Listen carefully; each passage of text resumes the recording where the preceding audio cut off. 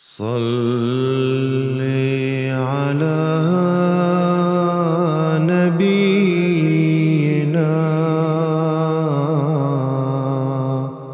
صل على محمد.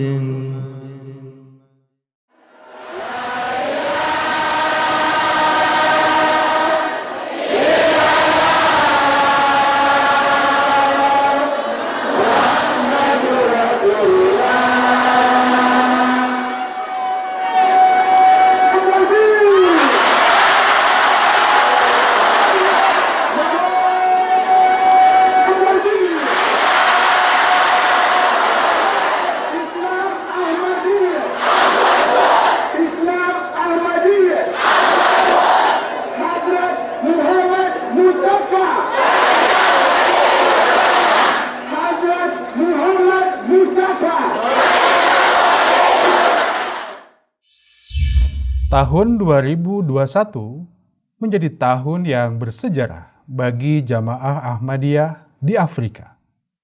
Karena pada tahun ini, perjalanan dakwah Islam oleh Ahmadiyah di Afrika memasuki usia 100 tahun. Tidak pernah terbayangkan bagaimana Jamaah Ahmadiyah dapat meraih kesuksesan dalam menyampaikan dakwah Islam di Afrika hingga masa 1 abad. Mengingat begitu sulitnya tantangan yang harus dihadapi, belum lagi keterbatasan demi keterbatasan menyertai setiap langkah dakwah. Namun, berkat pertolongan dan karunia Allah Subhanahu wa Ta'ala, semua tantangan dan keterbatasan tersebut dapat dilalui, bahkan berbuah kesuksesan. Dakwah Ahmadiyah di Afrika bermula dari langkah suci seorang mubaligh bernama Maulana Abdurrahim Nayyar radhiyallahu ta'ala anhu pada tahun 1921. Saat itu atas perintah Khalifah Ahmadiyah yang kedua, Hazrat Mirza Bashiruddin Mahmud Ahmad radhiyallahu ta'ala anhu, beliau berangkat ke Afrika mengarungi lautan yang luas demi menjalankan tugas suci tersebut. Adapun negara utama yang beliau tuju adalah Nigeria, melalui Sierra Leone dan Ghana. Dakwah Ahmadiyah di Afrika sejatinya telah sampai pada tahun 1915, tepatnya di negara Sierra Leone.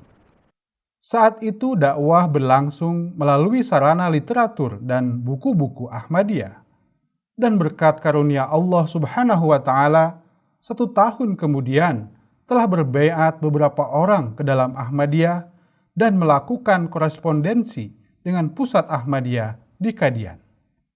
Dan untuk meningkatkan kuantitas serta kualitas dakwah Ahmadiyah di Afrika, maka dikirimlah seorang mubaligh ke negara tersebut. Alasan lain yang menyebabkan Khalifah Ahmadiyah mengutus mubalighnya ke Afrika adalah untuk menahan laju penyiaran agama Kristen yang begitu masif kala itu. Hazrat Mirza Bashiruddin Mahmud Ahmad radhiyallahu ta'ala anhu menyampaikan bahwa banyak penduduk di kawasan Afrika yang berbondong-bondong masuk ke dalam agama Kristen.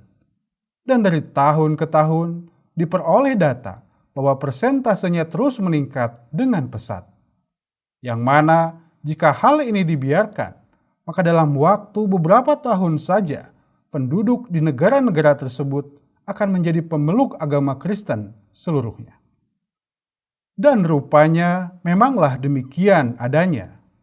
Ketika Maulana Abdurrahim Nayyar radhiyallahu ta'ala anhu tiba di Nigeria, Sierra Leone, dan Ghana, pemandangan dominasi agama Kristen sangat kuat dalam berbagai segi kehidupan.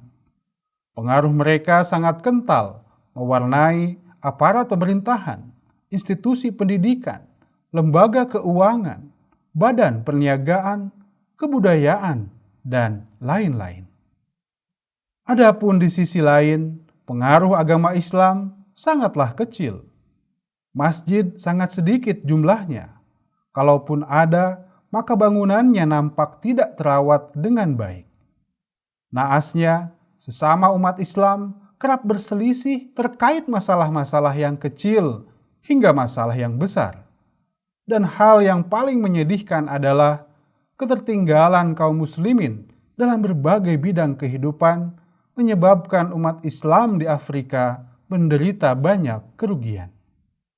Atas fakta-fakta tersebut, maka Maulana Abdurrahim Nayyar radhiyallahu taala anhu segera memulai langkah dakwahnya dengan menyampaikan berbagai ceramah keagamaan dan memberikan motivasi agar umat Islam di Afrika bangkit dari segala keterpurukan. Di sisi lain, beliau pun dengan segera melakukan beberapa program penting, di antaranya. Pertama, membuka sekolah tingkat dasar dan tingkat menengah di berbagai tempat. Kedua, mendidik para mubalik muda untuk menguasai berbagai bahasa daerah agar mendukung proses dakwah ke pedalaman-pedalaman Afrika. Ketiga, mendidik imam dan muallim dari kalangan pemuda asli Afrika.